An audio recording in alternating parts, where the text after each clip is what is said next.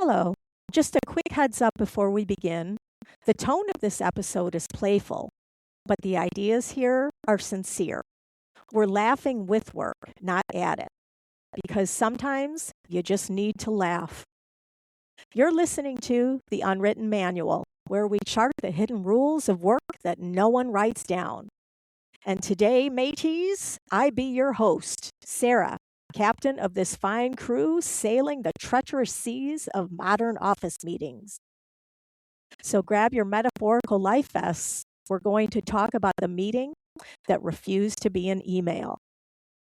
You're at your desk and you hear a chime. Then you see the pop-up. Another day, another online meeting. You glance at the invitation and the title reads, Weekly Check-In. All right, time to buck up, kid. You roll your shoulders and click on Join Meeting. And the screen flickers to life. 12 faces of quiet defeat staring right back at you. One camera points at a ceiling fan. Another participant is eating chips straight into the unmuted mic.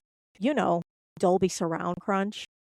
Somewhere, someone's treating the spacebar like a drum solo. And you, camera reluctantly on, look like a witness in your own exhaustion documentary. The organizer chirps, "Let's give it another minute for everyone to join." The minute that extends through eternity, first by Outlook itself. More rectangles blink on, faces appear out of the digital dark. Another chime. The grid multiplies. 15 glowing boxes staring right back at you. You can almost hear morale deflating, slow and squeaky, like an old balloon animal losing hope. In one corner, a cat strolls across a keyboard like it's clocking in for overtime. All right, the organizer says. Looks like everyone's here on screen. The crew's all here. 15 brave souls lost somewhere in the buffering seas of Wi-Fi. Shiver me timbers, the signal be weak, and Davy Jones's locker awaits the next one to drop. You can feel it, that silent group sigh when everyone stops listening, but keeps pretending that they still are. 3 minutes in, it's clear. This meeting could have been an email. The meeting keeps going, needing nothing from you but proof of attendance. No new decisions, no plans have changed, just shared digital captivity. Every example on the show is a composite, a mashup of countless real moments from different workplaces. Back to our story. 43 minutes later, the organizer says, "All right, I think this was a great discussion." A discussion? Congrats to all involved. "Let's circle back if needed," she says. You click on the Leave Meeting button, and the grid collapses. Finally, peace. Then, ding! You look at your inbox. Another email, subject line, recap from today's meeting. In the body, 3 bullet points. That's it. The meeting's done, the sales be stilled, and not a treasure found but 3 cursed bullet points of proof. Everything that devoured an hour fits neatly on half a phone screen. Another meeting that should have been an email. It's an internet anthem. But here's the mystery.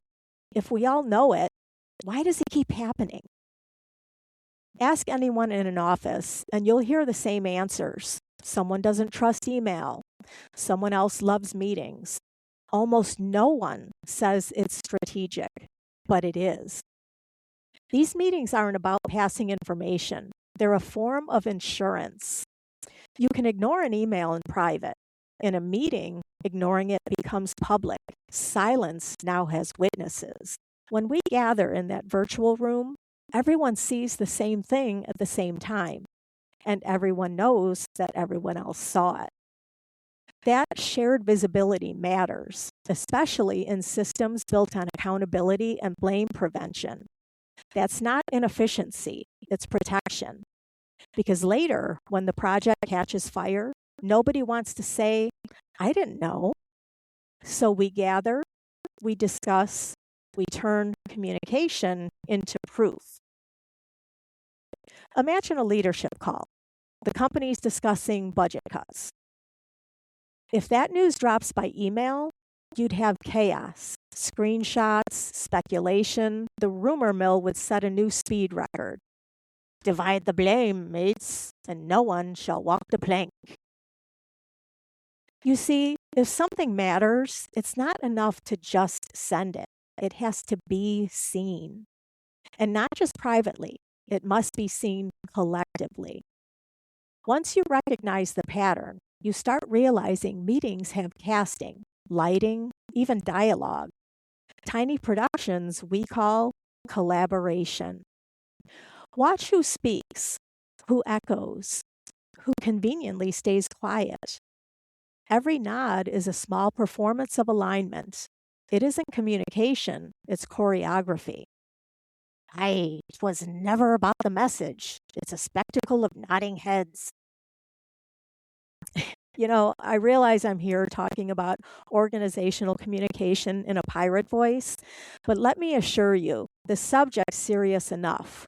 No need for me to be. Trust me, the research is real. The pirate is optional.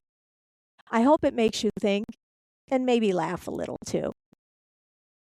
So next time that calendar alert pings, ask yourself, is this a meeting for deciding something or for being seen deciding something?